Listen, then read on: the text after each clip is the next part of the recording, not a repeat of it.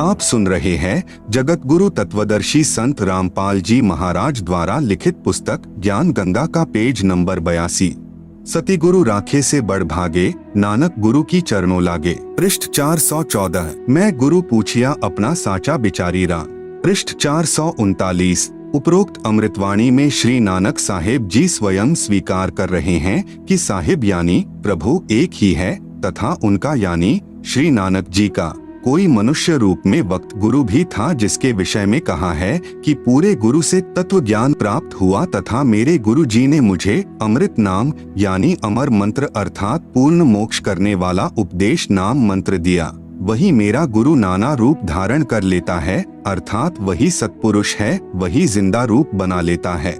वही धानक रूप में भी काशी नगर में विराजमान होकर आम व्यक्ति अर्थात भक्त की भूमिका कर रहा है।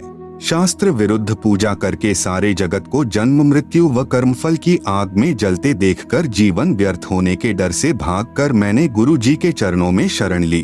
बलिहारी गुरु आपने दिहाड़ी सदवार, जिन मानस ते देवते किए करत न लागी वार। आपीने आप साजियो आपीने रचियो नाव, दुही कुदरती साजिए करी आसनो डिठो चाव। दाता करता आपी तू तुसी देव ही कर ही पसाओ, तू जानोई सबसे दे लैस ही जिन कवाओ करी आसनो डिठो चाओ। पृष्ठ 463। भावार्थ है कि पूर्ण परमात्मा जिंदा का रूप बनाकर बेई नदी पर आए अर्थात जिंदा कहलाए तथा स्वयं ही दो दुनिया ऊपर यानी सतलोक आदि तथा नीचे यानी ब्रह्म व परब्रह्म के लोक को रचकर ऊपर सत्यलोक में आकार में आसन पर बैठकर चाव के साथ अपने द्वारा रची दुनिया को देख रहे हो तथा आप ही स्वयंभू अर्थात माता के गर्भ से जन्म नहीं लेते, स्वयं प्रकट होते हो। यही प्रमाण पवित्र यजुर्वेद अध्याय 40 मंडल 8 में है कि कबीर मनीषी स्वयंभू परिभू व्यवधाता। भावार्थ है कि कबीर परमात्मा सर्वज्ञ है। मनीषी का अर्थ सर्वज्ञ होता है तथा अपने आप प्रकट होता है। वह परिभू यानी सनातन अर्थात सर्वप्रथम वाला प्रभु है। वह सर्व ब्रह्मांडों का व्यवधाता यानी भिन्न भिन्न अर्थात सर्व लोकों का रचनहार है। एहू जीव बहुते जन्म भरमिया ता सतिगुरु शब्द सुनाइया। पृष्ठ 465।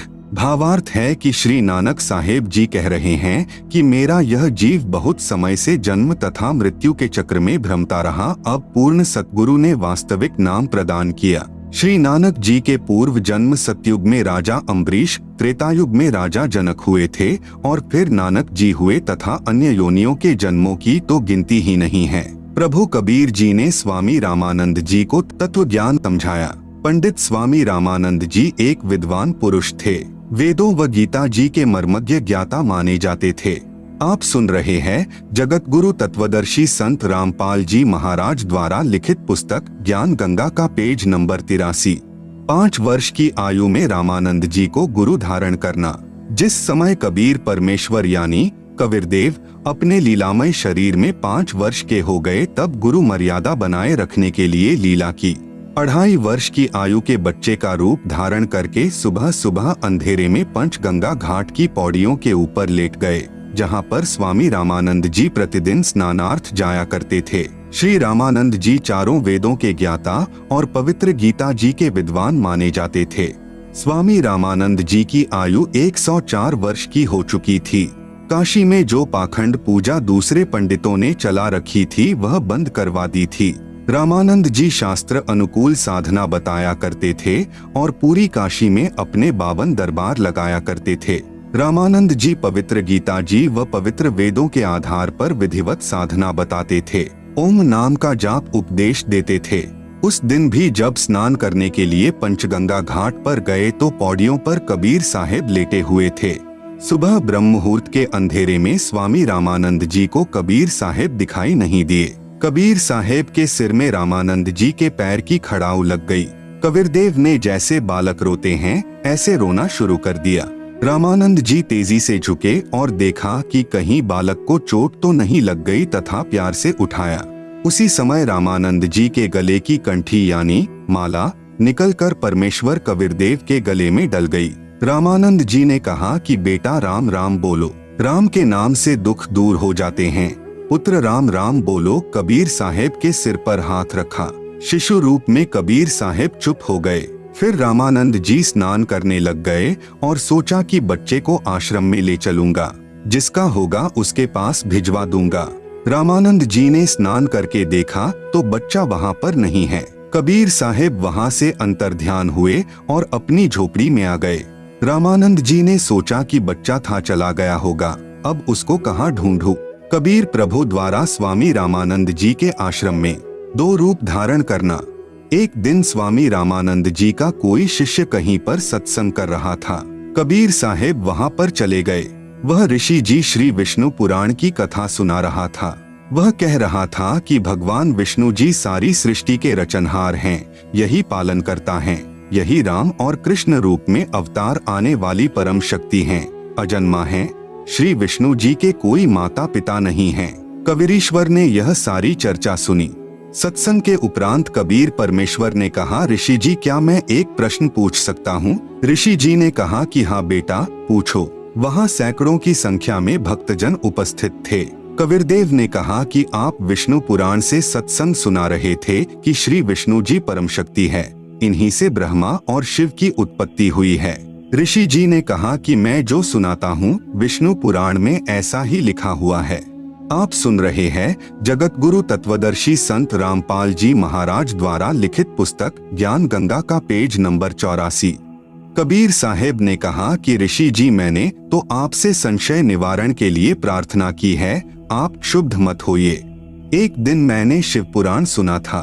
उसमें वह महापुरुष सुना रहे थे कि भगवान शिव से विष्णु और ब्रह्मा की उत्पत्ति हुई। प्रमाण पवित्र शिव पुराण रुद्र संहिता अध्याय 6 तथा 7 में, गीता प्रेस गोरखपुर से प्रकाशित देवी भागवत के 3 स्कंद में लिखा है कि देवी इन तीनों ब्रह्मा विष्णु शिव की माँ है। ये तीनों नाशवान हैं, अविनाशी नहीं हैं। ऋषि जी निरुत्तर हो गए। क्रोधित होकर बोला, तू कौन है, किसका पुत्र है? कबीर साहेब से पहले ही दूसरे भक्तजन कहने लगे कि यह तो नीरू जुलाहे का पुत्र है। स्वामी रामानंद जी का शिष्य कहने लगा कि तूने गले में कंठी कैसे डाल रखी है? वैष्णव साधु तुलसी की एक मणिये की माला गले में डालते हैं, उससे यह प्रमाणित होता है कि इन्होंने वैष्णव परंपरा से उपदेश ले रखा है। तेरा गुरुदेव कौन है? कबीर साहेब ने कहा कि मेरे गुरुदेव वही हैं जो आपके गुरुदेव हैं। वह ऋषि बहुत क्रोधित हो गया तथा बोला कि रे नादान, तू अछूत जुलाहे का बच्चा और मेरे गुरुदेव को अपना गुरुदेव बताता है। मेरे गुरुदेव का पता है कौन है? श्री श्री 1008 पंडित रामानंद जी आचार्य। तू जुलाहे का बालक, वे तो तेरे जैसे अछूतों के दर्शन भी नहीं करते और तू कह रहा है कि मैंने उनसे नाम लिया है। देख लो भाई भक्तजनों, यह झूठा कपटी है। अभी गुरुदेव के पास जाऊंगा और उनको तेरी सारी कहानी बताऊंगा। तू छोटी जाति का बच्चा हमारे गुरुदेव की बेइज्जती करता है। कविरग्नि बोले कि ठीक है, गुरुदेव जी को बताओ। उस ऋषि ने जाकर श्री रामानंद जी को बताया कि गुरुदेव एक जुलाहे जाति का लड़का है, उसने तो हमारी नाक काट दी। वह कहता है कि स्वामी रामानंद जी मेरे गुरुदेव है।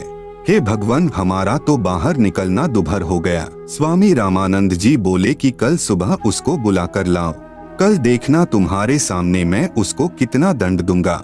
स्वामी रामानंद जी के मन की बात बताना। अगले दिन सुबह सुबह कबीर साहेब को 10 नादान व्यक्तियों ने पकड़कर श्री रामानंद जी के सामने उपस्थित कर दिया। रामानंद जी ने यह दिखाने के लिए कि मैं कभी छोटी जाति वालों के दर्शन भी नहीं करता, यह झूठ बोल रहा था कि इसने मेरे से दीक्षा ली है, आगे पर्दा लगा लिया। रामानंद जी ने पर्दे के पीछे से पूछा कि तू कौन है और तेरी क्या जाति है, तेरा कौन सा पंथ है, अर्थात किस परमात्मा की पूजा करता है। रामानंद अधिकार सुनी, जुल्हा अक जगदीश दास गरीब बिलंबना ताही नवावत शीश। रामानंद को गुरु कहे तन से नहीं मिलात, दास गरीब दर्शन भय पैड़े लगी जुलात। पंथ चलत ठोकर लगी, राम नाम कही दीन, दास गरीब कसर नहीं सीख लई प्रबीन। आड़ा पर्दा लाए करी, रामानंद बूझंत, दास गरीब कुलंग छवि अधर डाक कूदंत। कौन जाति कुल पंथ है, कौन तुम्हारा नाम, दास गरीब अधीन गति बोलत है बलीजाम। आप सुन रहे हैं जगत गुरु तत्वदर्शी संत रामपाल जी महाराज द्वारा लिखित पुस्तक ज्ञान गंगा का पेज नंबर 85। उत्तर कबीर जी का जाति हमारी जगत गुरु परमेश्वर पद पंथ दास गरीब लिखती पर है नाम निरंजन कंत। रामानंद जी बोले, रे बालक सुन दुर्बुद्धि घट मठ तन आकार दास गरीब दर्द लग्या। वो बोले सिरजनहार तुम मोमन के पालवा जुल्हे के घर बास दास गरीब अज्ञान गति एता दृढ़ विश्वास। मान बड़ाई छांडी करी बोलो बालक बैन दास गरीब अधम मुखी एता तुम घट फैं। तर्क तलु से बोलते रामानंद सुर ज्ञान दास गरीब कुजाती है आखर नीच निदान। परमेश्वर कबीर जी यानी कबीरदेव ने प्रेम पूर्वक उत्तर दिया। महके बदन खुलास कर सुनी स्वामी प्रवीण दास गरीब मनी मरे मैं आजिज आधी। मैं अविगत गति से परे चारी बेद से दूर दास गरीब दशों दिशा सकल सिंध भरपूर हूँ खालिक हमरा नाम दास गरीब अजाति हूँ तै जू कहिया बली जाम। जाति पाति मेरे नहीं बस्ती नहीं गाम दास गरीब अनिन गति नहीं हमारे नाम। नाद बिंद मेरे नहीं गुदा नहीं गात दास गरीब शब्द सजा नहीं किसी का साथ। सब संगी बिछरू नहीं आदि अंत बहुजाही दास गरीब सकल वंसु बाहर भीतर माही। इस स्वामी सृष्टा में सृष्टि हमारे तीर दास गरीब अधर बसु अविगत सत्य कबीर। पौहमी धरणी आकाश में मैं व्यापक सब ठौर दास गरीब न दूसरा हम समतुल नहीं और। हम दासन के दास हैं कर्ता पुरुष करीम दास गरीब अवधूत हम ब्रह्मचारी सी। सुनी रामानंद राम हम मैं बावन नरसिंह दास गरीब कली कली हम ही से कृष्ण अभंग। हम ही से इंद्र कुबेर हैं ब्रह्मा विष्णु महेश दास गरीब धर्म ध्वजा धरणी रसातल शेष। सुनी स्वामी सती भाखू झूठ न हम रेंच दास गरीब हम रूप बिन और सकल प्रपंच। गोता लाऊं स्वर्ग से फिरी पैठू पाताल गरीब दास ढूंढत फिरूं हीरे माणिक लाल। इस दरिया कंकर बहुत लाल कहीं कहीं ठाब गरीब दास माणिक चुगे हम मुरजीवा माणिक चुगे कंकर पत्थर डारी दास गरीब डोरी अगम उतरो शब्द आधार। यदि मेरी जाति पूछ रहे हो तो मैं जगत गुरु हूँ। वेदों में लिखा है कि जगत गुरु सारी सृष्टि को ज्ञान प्रदान करने वाले कबीर प्रभु हैं। मेरा पंथ क्या है यानी किस परमेश्वर का मैं मार्गदर्शन करता हूँ। इसके उत्तर में कबीर जी ने कहा मेरा परमेश्वर पंथ है। ईश्वर परमेश्वर यानी ब्रह्म परब्रह्म पूर्ण ब्रह्म तथा अक्षर पुरुष परम अक्षर पुरुष। मैं उस सर्वोच्च शक्ति यानी सुप्रीम पावर परमेश्वर का मार्गदर्शन करने आया हूँ जो अनंत कोटि ब्रह्मांड के रचयिता और धारण पोषण करने वाले हैं। वेदों में जिसको कबीरदेव कबीरअग्नि आदि नामों से संबोधित किया है। ईश व अक्षर पुरुष तो ब्रह्म को कहा जाता है जो केवल 21 ब्रह्मांड का स्वामी है। पर ब्रह्म व अक्षर पुरुष को ईश्वर कहा जाता है जो 7 शंख ब्रह्मांडों का स्वामी है तथा परम अक्षर पुरुष को पूर्ण ब्रह्म व परमेश्वर कहा जाता है जो असंख्य ब्रह्मांडों का स्वामी है अर्थात कुल का मालिक है। और इसलिए कबीर जी ने स्वामी रामानंद जी से कहा कि मेरा पंथ परमेश्वर की प्राप्ति वाला है। आप सुन रहे हैं जगत गुरु तत्वदर्शी संत रामपाल जी महाराज द्वारा लिखित पुस्तक ज्ञान गंगा का पेज नंबर 86। गीता अध्याय 15 श्लोक नंबर 17 में लिखा है कि वास्तव में अविनाशी परमेश्वर तो कोई और ही है और वही तीनों लोकों में प्रवेश करके सबका धारण पोषण करता है और वही अविनाशी परमात्मा परमेश्वर इस नाम से जाना जाता है। वह परमेश्वर मैं ही हूँ। इस बात को सुनकर स्वामी रामानंद जी बहुत क्षुब्ध हो गए तथा कहा कि रे निकम्मे तू छोटी जाति का और छोटा मुंह बड़ी बात, तू अपने आप भगवान बन बैठा। बुरी गालियां भी दी। कबीर साहेब बोले हे गुरुदेव आप मेरे गुरुजी हैं, आप मुझे गाली दे रहे हो तो भी मुझे आनंद आ रहा है, लेकिन मैं जो आपको कह रहा हूँ मैं ज्यों का त्यों पूर्ण ब्रह्म ही हूँ, इसमें कोई संशय नहीं है। इस बात को सुनकर रामानंद जी ने कहा कि ठहर जा, तेरी तो लंबी कहानी बनेगी, तू ऐसे नहीं मानेगा, मैं पहले अपनी पूजा कर लेता हूँ। रामानंद जी ने कहा कि इसको बैठाओ, मैं पहले अपनी कुछ क्रिया रहती है वह कर लेता हूँ, बाद में इससे निपटूंगा। स्वामी रामानंद जी क्या क्रिया करते थे? भगवान विष्णु जी की एक काल्पनिक मूर्ति बनाते थे।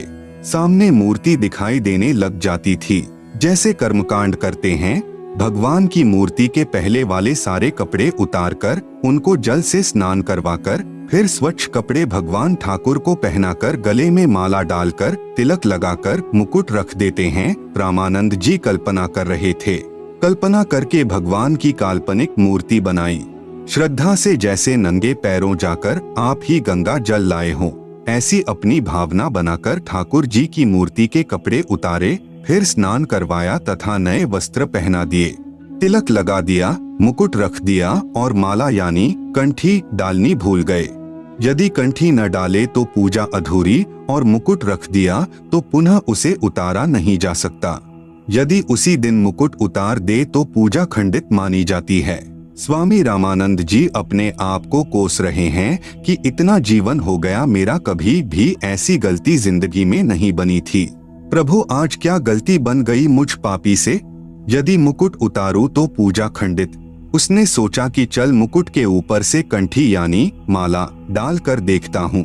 कल्पना से कर रहे हैं, कोई सामने मूर्ति नहीं है और पर्दा लगा है। कबीर साहेब दूसरी तरफ बैठे हैं। मुकुट में माला फंस गई, आगे नहीं जा रही थी। तब रामानंद जी ने सोचा, अब क्या करूं? हे भगवान, आज तो मेरा सारा दिन ही व्यर्थ गया। आज की मेरी भक्ति कमाई व्यर्थ गई, क्योंकि जिसको परमात्मा की कसक होती है उसका एक नित्य नियम भी रह जाए तो उसको दर्द बहुत होता है। जैसे इंसान की जेब कट जाए और फिर बहुत पश्चाताप करता है, ऐसे ही प्रभु के सच्चे भक्तों को इतनी लगन होती है। इतने में कबीर साहेब ने कहा कि स्वामी जी माला की घुंडी खोलो और गले में डाल दो, फिर गांठ लगा दो, मुकुट उतारना नहीं पड़ेगा। अब रामानंद जी काहे के मुकुट उतारे था, काहे की गांठ खोले था। कुटिया के सामने लगा पर्दा भी स्वामी रामानंद जी ने अपने हाथ से फेंक दिया और सारे ब्राह्मण समाज के सामने उस कबीर परमेश्वर को सीने से लगा लिया। रामानंद जी ने कहा कि हे भगवान, आपका तो इतना कोमल शरीर है जैसे रुई हो और मेरा तो पत्थर जैसा शरीर है। एक तरफ तो प्रभु खड़े हैं और एक तरफ जाति व धर्म की दीवार है। प्रभु चाहने वाली पुण्यात्माएं धर्म की बनावटी दीवार को तोड़ना श्रेयकर समझते हैं। आप सुन रहे हैं जगत गुरु तत्वदर्शी संत रामपाल जी महाराज द्वारा लिखित पुस्तक ज्ञान गंगा का पेज नंबर 87। वैसा ही स्वामी रामानंद जी ने किया। सामने पूर्ण परमात्मा को पाकर न जाति देखी, न धर्म देखा, न छुआछात, केवल आत्म कल्याण देखा। इसे ब्राह्मण कहते हैं। बोलत रामानंद जी, हम घर बड़ा सुकाल, गरीब दास पूजा करें, मुकुट फही जदी माल। सेवा करौन संभाल करी, सुनी स्वामी सुरज्ञान, गरीब दास शिर मुकुट धरी, माला अटकी जान। स्वामी घुंडी खोली करी, फिरी माला गलडार, गरीब दास इस भजन को जानत है करतार। ड्योढ़ी पर्दा दूरी करी, लिया कंठ लगाए, गरीब दास गुजरी बहुत, बदने बदन मिलाए। स्वामी रामानंद जी ने कहा, हे कबीर प्रभु, आपने झूठ क्यों बोला? कबीर साहेब बोले कि कैसा झूठ स्वामी जी? स्वामी रामानंद जी ने कहा कि आप कह रहे थे कि आपने मेरे से नाम ले रखा है। आपने मेरे से उपदेश कब लिया? कबीर साहेब बोले, एक समय आप स्नान करने के लिए पंचगंगा घाट पर गए थे। मैं वहां लेटा हुआ था। आपके पैरों की खड़ाऊ मेरे सिर में लगी थी तो आपने कहा था कि बेटा राम नाम बोलो। रामानंद जी बोले, हाँ, अब कुछ याद आया, परंतु वह तो बहुत छोटा बच्चा था, क्योंकि उस समय 5 वर्ष की आयु के बच्चे बहुत बड़े हो जाया करते थे तथा 5 वर्ष के बच्चे के शरीर तथा 2.5 वर्ष के बच्चे के शरीर में दुगुना अंतर हो जाता है। कबीर साहेब कहने लगे कि स्वामी जी देखो, मैं ऐसा था। स्वामी रामानंद जी के सामने भी खड़े हैं और एक 2.5 वर्षीय बच्चे का दूसरा रूप बनाकर किसी सेवक की वहां पर खटिया बिछी थी उसके ऊपर विराजमान हो गए। अब रामानंद जी ने 6 बार तो उधर देखा और 6 बार उधर देखा, फिर आंखें मलमल कर देखा कि कहीं तेरी आंखें धोखा तो नहीं खा रही हैं। इस प्रकार देख ही रहे थे कि इतने में कबीर साहेब का छोटे वाला रूप उठा और कबीर साहेब के बड़े 5 वर्ष वाले स्वरूप में समा गया। 5 वर्ष वाले स्वरूप में कबीर साहेब रह गए। मन की पूजा तुम लखी, मुकुट माल पर बेश, गरीब दास गति को लख है, कौन वरण क्या भेष। यह तो तुम शिक्षा दई, मानी लई मनमोर, गरीब दास कोमल पुरुष, हमरा बदन कठोर। तब रामानंद जी बोले कि मेरा संशय मिट गया। हे परमेश्वर, आपको कैसे पहचान सकते हैं? आप किस जाति में तथा वेशभूषा में खड़े हो? हम नादान प्राणी आपके साथ वाद विवाद करके दोषी हो गए, क्षमा करना पूर्ण परमेश्वर कबीरदेव, मैं आपका अनजान बच्चा हूँ। स्वामी रामानंद जी को सत्यलोक दर्शन। सुनी बच्चा मैं स्वर्ग की कैसे छाड़ो रीति, गरीबदास गुदरी लगी, जन्म जात है बीत। चारी मुक्ति बैकुंठ में, जिनकी मोरे चाह, गरीबदास घर अगम की, कैसे पाऊं था। हेम रूप जहाँ धरणी है, रतन जड़े बौ शोभ, गरीबदास बैकुंठ को तन मन हमरा लोभ। शंख चक्र गदा पदम है, मोहन मदन मुरारी, गरीबदास मुरली बजय, सुरगलोक दरबारी। दूधों की नदियां बगै, सेत वृक्ष सुभान, गरीबदास मंडल मुक्ति, सुरगापुर अस्थान। रतन जड़ाऊ मनुष्य हैं, गण गंधर्व सब देव, गरीबदास उस धाम की कैसे छाड़ू से। आप सुन रहे हैं जगत गुरु तत्वदर्शी संत रामपाल जी महाराज द्वारा लिखित पुस्तक ज्ञान गंगा का पेज नंबर 88। ऋग युज साम अथर्वणम, गावे चारों वेद, गरीबदास घर अगम की, कैसे जानो भेद। चारी मुक्ति चितवन लगी, कैसे बंचुता ही, गरीबदास गुप्तारगति, हमको द्यो समझाए। सुरग लोक बैकुंठ है, यासे परै न और, गरीबदास षटशास्त्र चारी वेद की दौर। चारी वेद गावे तिसे, सुर नर मुनि मिलाप, गरीबदास ध्रुवपोर जिस, मिटी गए तीनों ताप। प्रहलाद गए तिस लोक को, सुरगापुरी समूल, गरीबदास हरि भक्ति की, मैं बंचत हूँ धूल। बिंद्रावन गए तिस लोक को, सुरगापुरी समूल, गरीबदास उस मुक्ति को, कैसे जाऊं भूल। नारद ब्रह्मा तिस रटै, गावे शेष गणेश, गरीबदास बैकुंठ से, और परै को देश। सहंस 88 जिस जपै, और 3300 सेव, गरीबदास जासै परै, और कौन है देव। सुनि स्वामी निज मूल गति, कही समझाऊं तो ही, गरीबदास भगवान को, राख्या जगत समोही। तीनी लोक के जीव सब, विषय वास भरमाए, गरीबदास हमको जपै, तिसको धाम दिखाए। जो देखेगा धाम को, सो जानत है मुझ, गरीबदास तो से कहूँ, सुनी गायत्री गुज।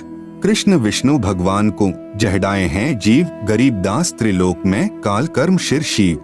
सुनि स्वामी तो से कहूँ, अगम दीप की सैल, गरीबदास पूठे परे, पुस्तक लादे बैल।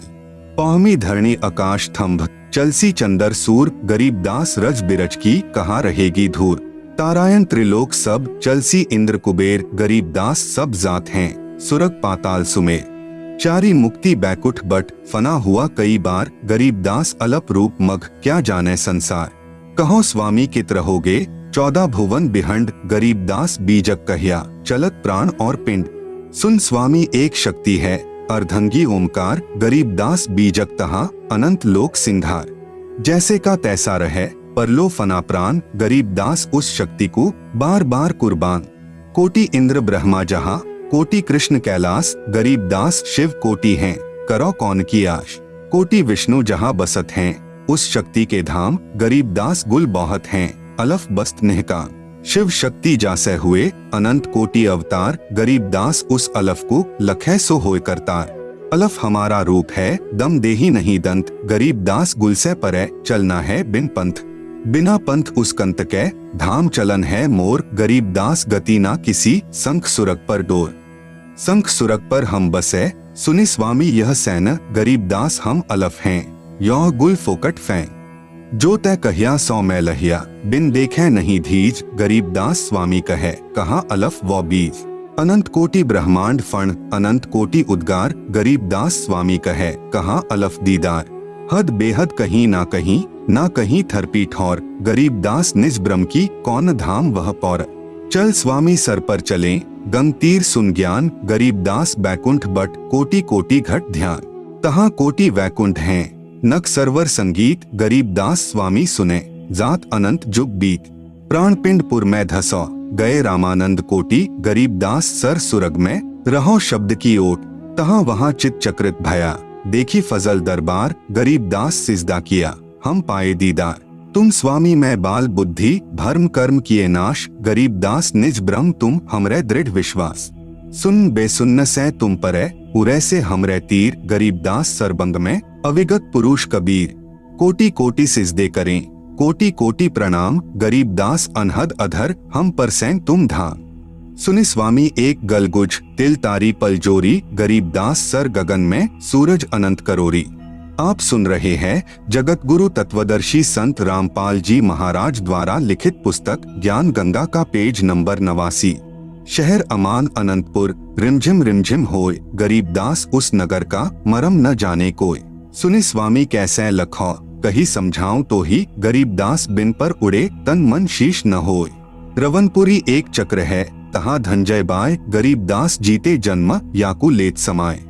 आसन पदम लगाए कर भिरंग नाद को खैंची, गरीबदास अचवन करे देवदत्त को ऐची।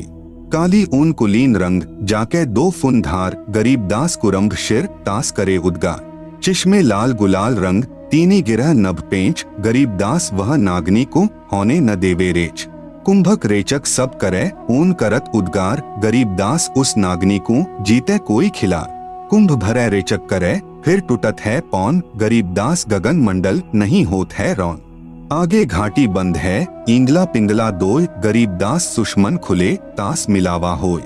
ज्यों का त्यों ही बैठी रहो तजी आसन सब जोग, गरीबदास पल बीच पद सर्व सैल सब भोग। कोटि कोटि बैकुंठ हैं कोटि कोटि शिव शेष, गरीबदास उस धाम में ब्रह्मा कोटि नरेश। अवादान अमानपुर चली स्वामी तहाँ चाल, गरीबदास परलो अनंत बौहरी न झम्पै काल। अमर चीर तहाँ पहरी है अमर हंस सुख धाम, गरीबदास भोजन अजर चल स्वामी निजधाम। बोलत रामानंद जी सुन कबीर करतार, गरीबदास सब रूप में तुम ही बोलनहार। तुम साहिब तुम संत हो तुम सतगुरु तुम हंस, गरीबदास तुम रूप बिन और न दूजा अंश। मैं भक्ता मुक्ता भया किया कर्म कुंद नाश, गरीबदास अविगत मिले मेटी मन की बास। दोहु ठौर है एक तू भया एक से दोय, गरीबदास हम कारणे उतरे हैं मखजोय। गोष्ठी रामानंद से काशी नगर मंझार, गरीबदास जिंद पीर के हम पाए दीदार। बोले रामानंद जी सुनो कबीर सुभान, गरीबदास मुक्ता भये उधरे पिंड अरुप्राण। कबीर साहेब यानी कबीरदेव ने स्वामी रामानंद जी से पूछा कि स्वामी जी आप क्या पूजा करते हो। स्वामी रामानंद जी ने कहा कि मैं वेदों व गीता जी के अनुसार साधना करता हूँ। कबीर साहेब ने पूछा कि वेदों व गीता के आधार से साधना करके किस लोक में जाओगे। स्वामी रामानंद जी ने कहा स्वर्ग में जाऊंगा। कबीर परमेश्वर ने पूछा स्वर्ग में क्या करोगे दाता। रामानंद जी ने कहा कि वहां पर बहुत प्यारे भगवान विष्णु जी हैं, उनके दर्शन किया करूंगा और वहां पर दूधों की नदी है, वहां कोई चिंता नहीं है, कोई फिक्र नहीं है, मैं वहां आनंद से रहूंगा। कबीर परमेश्वर ने पूछा कि स्वामी जी कितने दिन रहोगे स्वर्ग में। विद्वान पुरुष थे, उनको ज्ञान था, 2 ही मिनट में समझ गए। स्वामी जी बोले मेरी जितनी भक्ति की कमाई होगी तब तक रहूंगा। कबीर साहेब ने पूछा कि फिर कहाँ जाओगे। रामानंद जी ने कहा न जाने कर्माधार पर कहाँ तथा किस योनि में जन्म होगा। कबीर साहेब ने कहा कि यह साधना तो स्वामी जी आपने असंख्यों बार की है, इससे जीव मुक्त नहीं हो सकता। आप श्री विष्णु जी की साधना करके स्वर्ग लोक में जाना चाहते हो। जो साधक ब्रह्म साधना करके ब्रह्मलोक में जाते हैं वे भी जन्म मृत्यु के चक्र में ही रहते हैं, क्योंकि एक दिन महास्वर्ग जो ब्रह्मलोक में बना है वह भी नष्ट हो जाएगा। गीता जी के 8वें अध्याय का 16वां श्लोक बताता है। स्वामी रामानंद जी तो विद्वान पुरुष थे, उनको तो श्लोक उंगलियों पर याद थे। आप सुन रहे हैं जगत गुरु तत्वदर्शी संत रामपाल जी महाराज द्वारा लिखित पुस्तक ज्ञान गंगा का पेज नंबर 90। स्वामी रामानंद जी ने कहा आप ठीक कहते हो, ऐसा ही लिखा है। कबीर साहेब ने कहा बताओ जी फिर कहाँ रहोगे।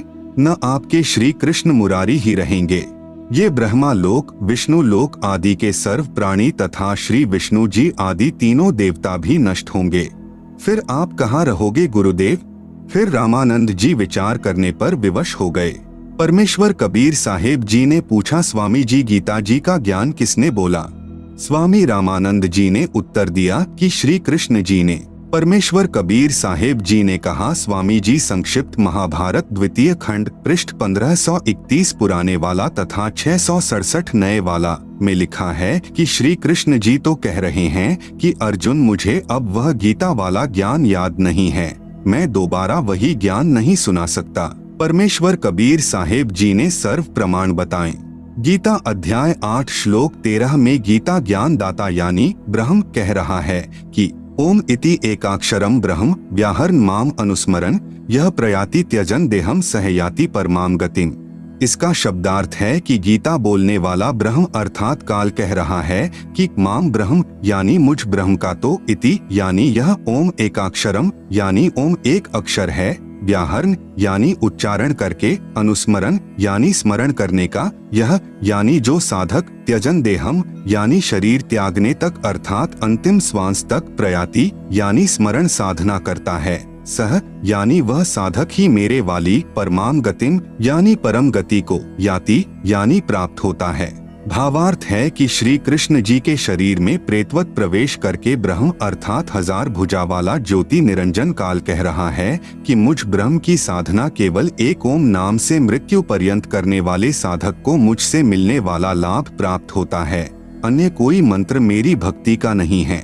गीता अध्याय 8 श्लोक 5, 7 तथा 13 में गीता ज्ञान दाता ने अपने विषय में साधना करने को बताया है कि जो मेरी साधना ओम नाम का स्मरण अंतिम श्वास तक करता है वह मुझे ही प्राप्त होगा।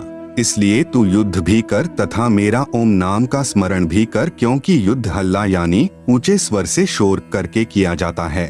इसलिए कहा है कि ओम नाम का उच्चारण यानी ऊंचे स्वर में शोर करता हुआ स्मरण भी कर तथा युद्ध भी कर। फिर गीता अध्याय 8 श्लोक 6 में कहा है कि यह विधान है कि जो जिस प्रभु का अंत समय में स्मरण करता हुआ शरीर त्यागता है वह उसी को प्राप्त होता है। गीता ज्ञान दाता प्रभु गीता अध्याय 8 श्लोक 8 से 10 तक तीनों श्लोकों में ब्रह्म से अन्य पूर्ण परमात्मा यानी परम दिव्य पुरुष परमेश्वर अर्थात पूर्ण ब्रह्म के विषय में कह रहा है कि यदि कोई उसकी साधना करता हुआ शरीर त्यागता है तो उसी पूर्ण परमात्मा यानी परमेश्वर को ही प्राप्त करता है। उसी से पूर्ण मोक्ष तथा सत्यलोक प्राप्ति तथा परम शांति प्राप्त होती है। इसलिए उस परमेश्वर की शरण में जा।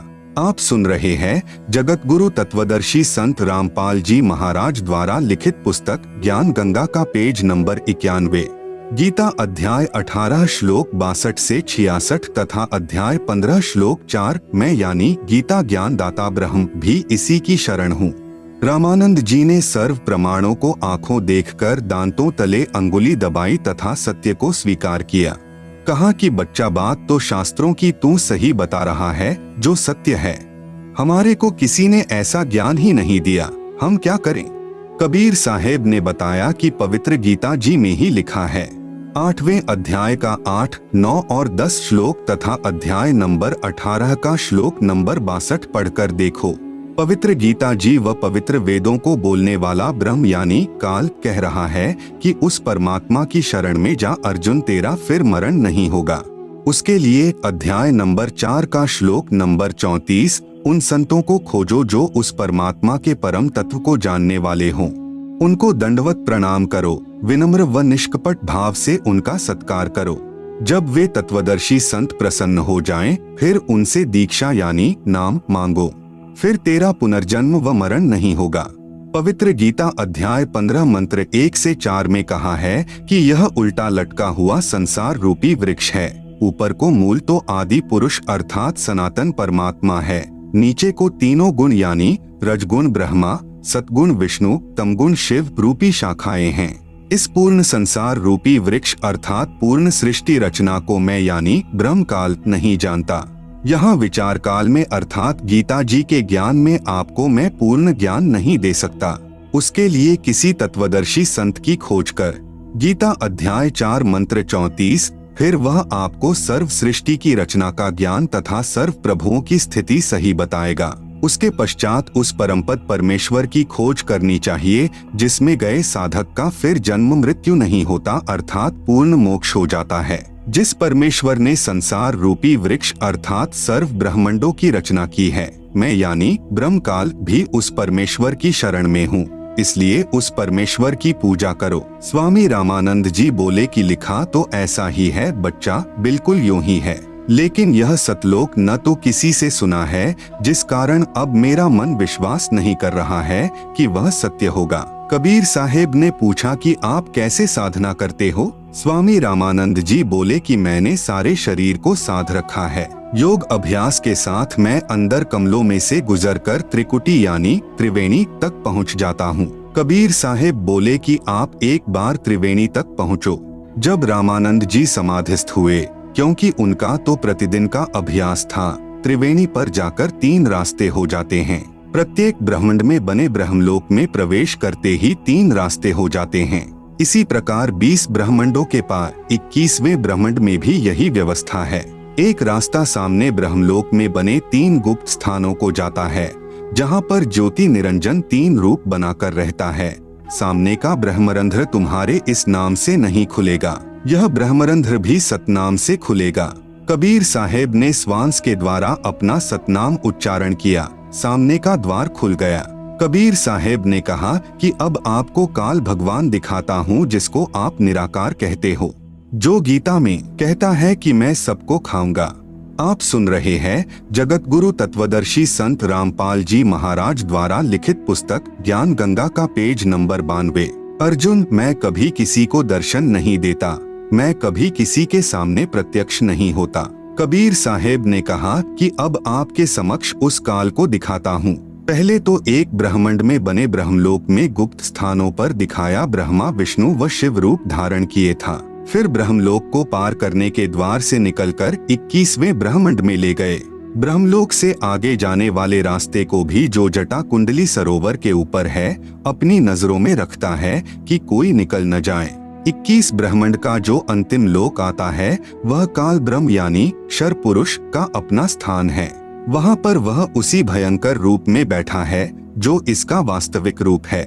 कबीर साहेब ने कहा कि देखो, वह बैठा तुम्हारा निराकार भगवान, जिसको तुम निराकार कहते हो, क्योंकि योगियों ने वेदों के आधार पर ओम नाम से साधनाएं की, परमात्मा तो मिला नहीं, सिद्धियां आ गई, स्वर्ग चले गए, महास्वर्ग गए, फिर पशु बन गए।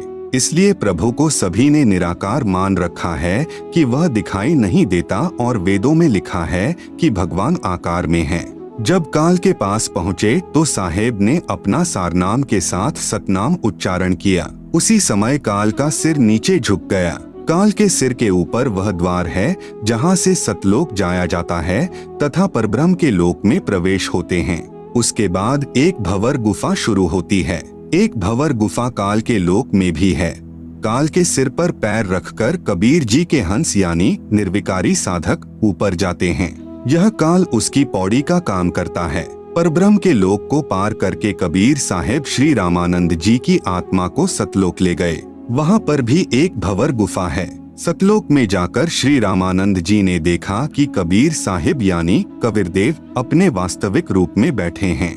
वहाँ पर कबीर साहेब का इतना तेज है कि एक रूमकूप में जैसे करोड़ों सूर्य और करोड़ों चंद्रमा की जो मिलीजुली रोशनी परंतु गर्मी न हो से भी अधिक है। कबीर साहेब वहाँ जाकर अपने ही दूसरे स्वरूप के ऊपर चवर करने लगे। श्री रामानंद जी ने सोचा कि भगवान तो यह है जो सिंहासन पर विराजमान है और यह कबीर यहाँ का कोई सेवक यानी गण होगा, परंतु लोक सबसे न्यारा है, परमात्मा का बहुत तेज है।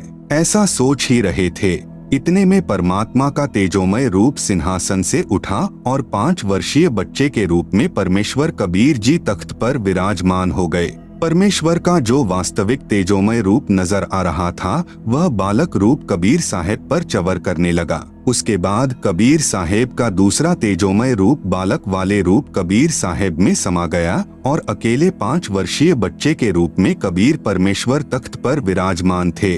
चवर स्वयं चल रहा था। इतने में रामानंद जी की आत्मा को वापस शरीर में भेज दिया। उनकी समाधि टूटी। सामने देखा कबीर साहेब 5 वर्ष के बच्चे के शरीर में बैठे हैं। तब स्वामी रामानंद जी ने कहा कि तहाँ वहाँ चित चक्रित भया, देखी फजल दरबार, गरीबदास सिजदा किया, हम पाए दीदार। आप सुन रहे हैं जगत गुरु तत्वदर्शी संत रामपाल जी महाराज द्वारा लिखित पुस्तक ज्ञान गंगा का पेज नंबर 93। तुम स्वामी मैं बाल बुद्धि भर्म कर्म किए नाश, गरीबदास निज ब्रह्म तुम हमरे दृढ़ विश्वास। सुन बेसुन्न से तुम परे उरैन से हमरे तीर, गरीबदास सरबंग में अविगत पुरुष कबीर। कोटि कोटि सिजदे करें, कोटि कोटि प्रणाम, गरीबदास अनहद अधर हम पर सैन तुम धाम।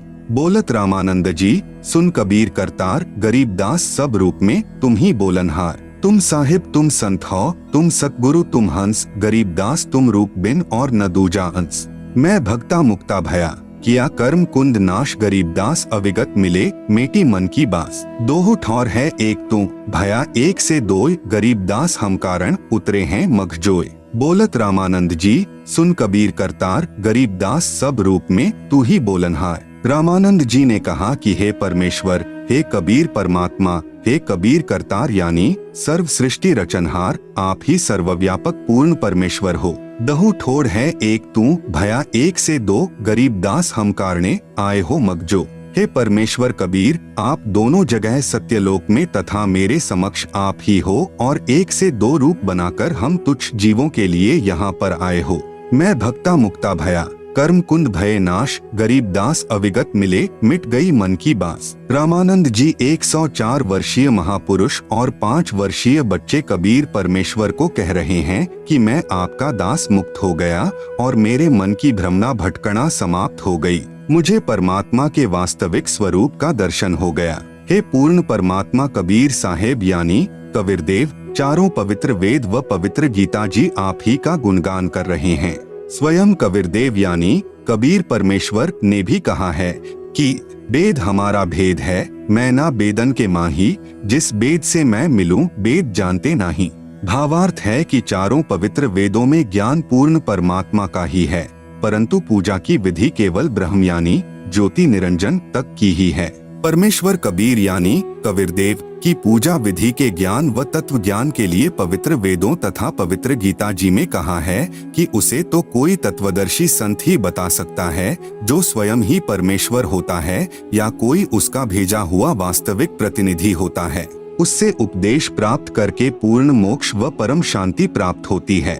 आप सुन रहे हैं जगत गुरु तत्वदर्शी संत रामपाल जी महाराज द्वारा लिखित पुस्तक ज्ञान गंगा का पेज नंबर 94। पवित्र शास्त्र भी कबीरदेव यानी कबीर परमेश्वर के साक्षी। इसी प्रकार कबीरदेव यानी कबीर परमेश्वर ने मुसलमानों को बुरा नहीं कहा है, न ही पवित्र कुरान शरीफ को गलत कहा है। केवल उन काजी व मुल्लाओं को लताड़ा है जो सर्व समाज को कुरान शरीफ के वास्तविक ज्ञान के विपरीत मनमानी साधना करवा रहे हैं। जैसे पवित्र वेदों के बोलने वाला ब्रह्म कह रहा है कि पूर्ण परमात्मा कबीरदेव के विषय में कोई जन्म लेकर अवतार रूप में आना मानते हैं, कोई कभी जन्म न लेने वाला निराकार कहते हैं। उसकी जानकारी तो धीराणाम यानी तत्वदृष्टा संत ही बताएंगे, मैं यानी ब्रह्म नहीं जानता। यजुर्वेद अध्याय 40 मंत्र 10। इसी का प्रमाण पवित्र गीता अध्याय 4 श्लोक 34 तथा अध्याय 15 श्लोक 1 से 4 में भी है। जब तक वह तत्वदर्शी संत नहीं मिलेगा तब तक जीव का कल्याण असंभव है। वह संत अब आ गया है, इन तत्वदर्शी संत रामपाल जी को पहचानो। पवित्र कुरान शरीफ में प्रमाण। इसी प्रकार पवित्र कुरान शरीफ के अध्याय सूरत फुरकानी संख्या 25 आयत 52 से 59 में कहा है कि वास्तव में इबादे कबीरा यानी पूजा के योग्य कबीर अल्लाह है। यह कबीर वही पूर्ण परमात्मा है जिसने 6 दिन में सृष्टि रची तथा 7वें दिन तख्त पर जा बिराजा।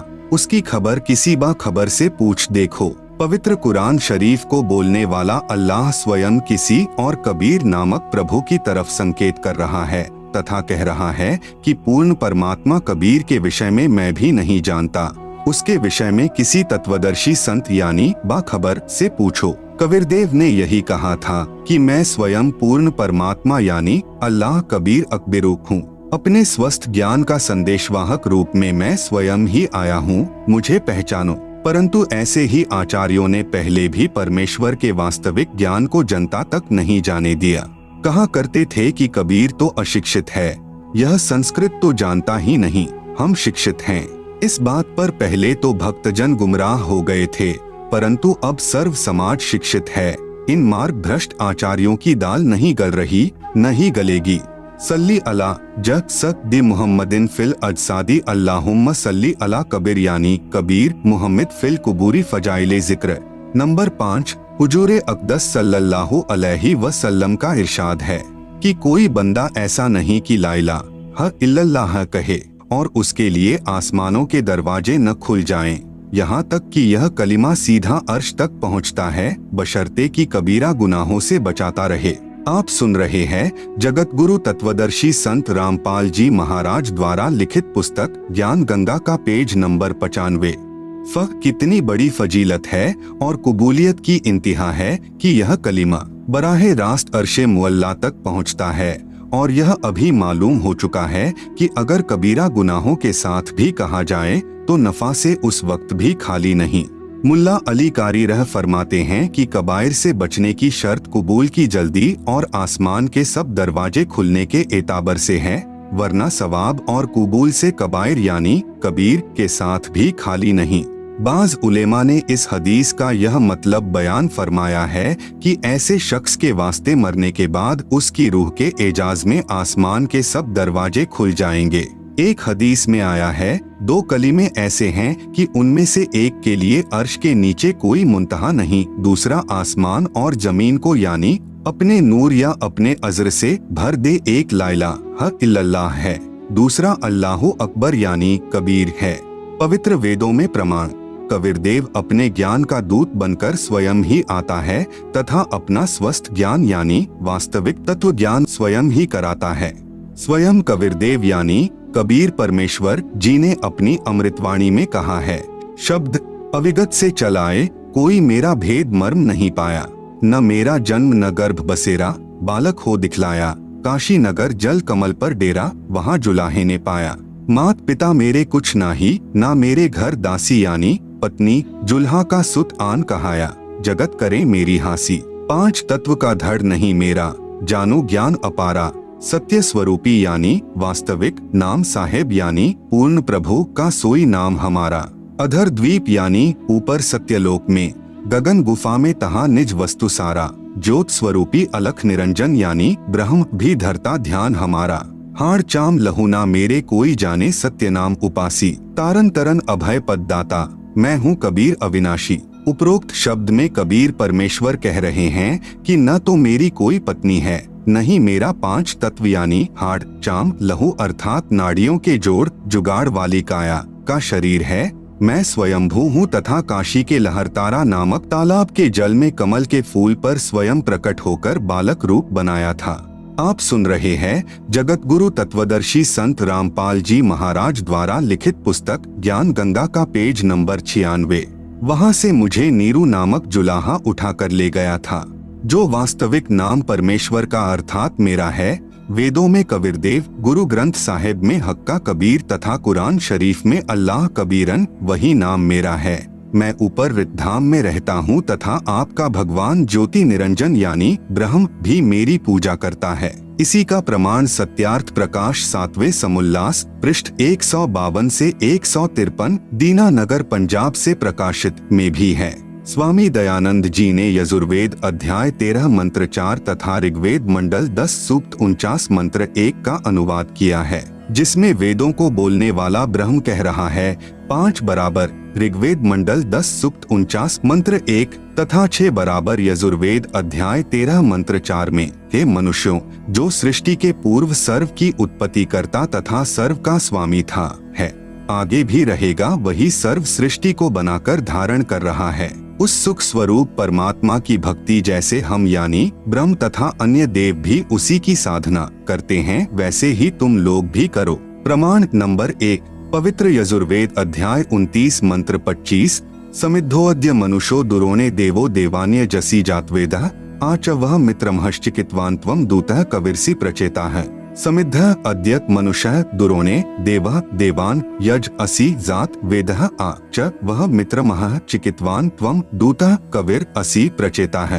अनुवाद, अध यानी आज अर्थात वर्तमान में, दुरोणे यानी शरीर रूप महल में दुराचार पूर्वक, मनुष्य यानी झूठी पूजा में लीन मननशील व्यक्तियों को, समिद्ध यानी लगाई हुई आग अर्थात शास्त्र विधि रहित वर्तमान पूजा जो हानिकारक होती है, अग्नि जलाकर भस्म कर देती है, ऐसे साधक का जीवन शास्त्र विरुद्ध साधना नष्ट कर देती है।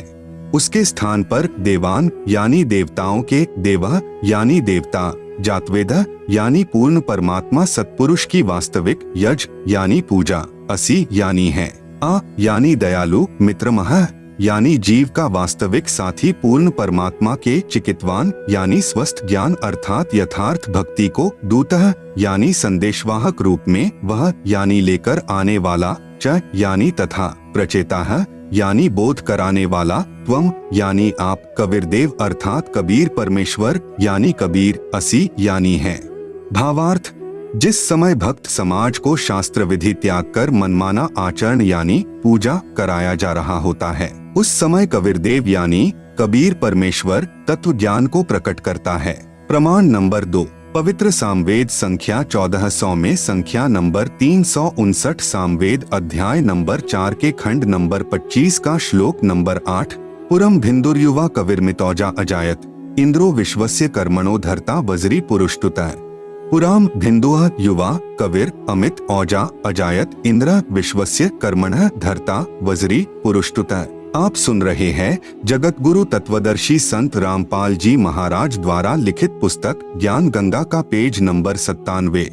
शब्दार्थ, युवा यानी पूर्ण समर्थ, कबीर यानी कबीरदेव अर्थात कबीर परमेश्वर, अमितौजा यानी विशाल शक्ति युक्त अर्थात सर्वशक्तिमान है, अजायत यानी तेजपुंज का शरीर मायावयी बनाकर, धरता यानी प्रकट होकर अर्थात अवतार धार कर, वज्री यानी अपने सत्य शब्द व सत्य नाम रूपी शस्त्र से, पुराम यानी काल ब्रह्म के पाप रूपी बंधन रूपी कीले को, भिन्दुः यानी तोड़ने वाला, टुकड़े टुकड़े करने वाला, इंद्र यानी सर्व सुखदायक परमेश्वर, विश्वस्य यानी सर्व जगत के सर्व प्राणियों को, कर्मण है यानी मनसा वाचा कर्मणा अर्थात पूर्ण निष्ठा के साथ अनन्य मन से धार्मिक कर्मों द्वारा सत्य भक्ति से, पुरुषतुतः यानी स्तुति उपासना करने योग्य है। जैसे बच्चा तथा वृद्ध सर्व कार्य करने में समर्थ नहीं होते, जवान व्यक्ति सर्व कार्य करने की क्षमता रखता है, ऐसे ही परब्रह्म ब्रह्म व त्रिलोकीय ब्रह्मा विष्णु शिव तथा अन्य देवी देवताओं को बच्चे तथा वृद्ध समझो, इसलिए कबीर परमेश्वर को युवा की उपमा वेद में दी है। भावार्थ, जो कबीरदेव यानी कबीर परमेश्वर तत्व ज्ञान लेकर संसार में आता है, वह सर्वशक्तिमान है तथा काल यानी ब्रह्म के कर्म रूपी किले को तोड़ने वाला है, वह सर्व सुखदाता है तथा सर्व के पूजा करने योग्य है। संख्या नंबर 1400 सामवेद उतार्चिक अध्याय नंबर 12 खंड नंबर 3 श्लोक नंबर 5।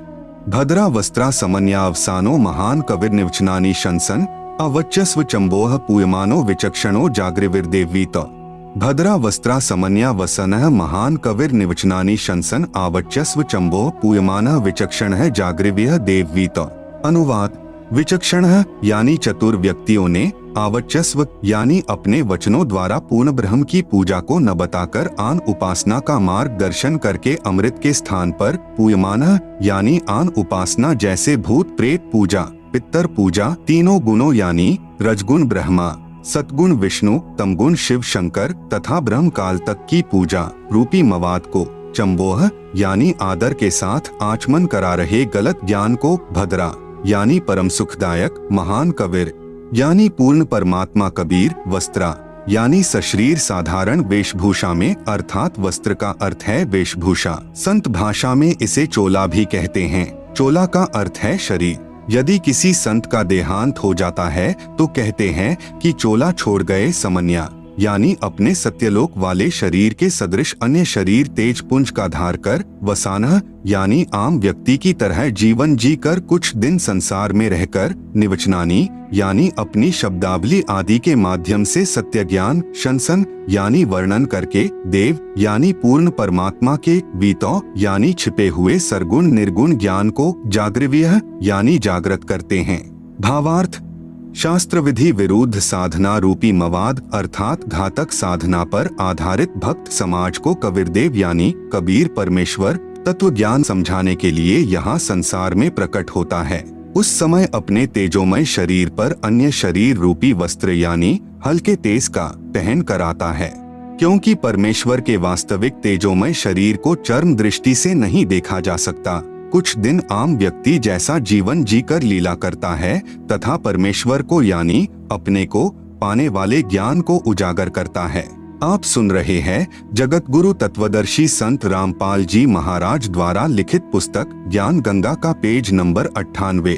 ऋग्वेद मंडल 9 सूक्त 96 मंत्र 17। शिशुम जज्ञानम हर्यतम मृजंती शुंभंती वहनी मरुतो गणे, कविर्गिभ्यः काव्येना कवियः संत सोमः पवित्रमत्येति रेभन। शिशुम जज्ञानम हर्यतम मृजंती शुंभंती वहिन मरुतः गणेन कविर्गीर भी काव्येना कविर संत सोमः पवित्रम अत्येति रेभन। अनुवाद।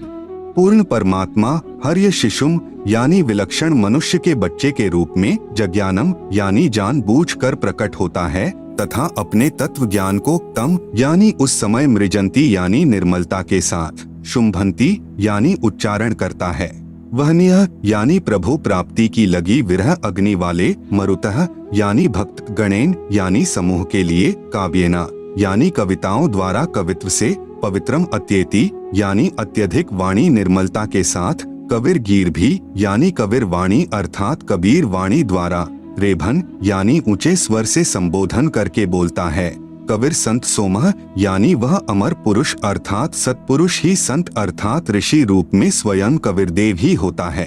परंतु उस परमात्मा को न पहचानकर कवि कहने लग जाते हैं, परंतु वह पूर्ण परमात्मा ही होता है। उसका वास्तविक नाम कविरदेव है।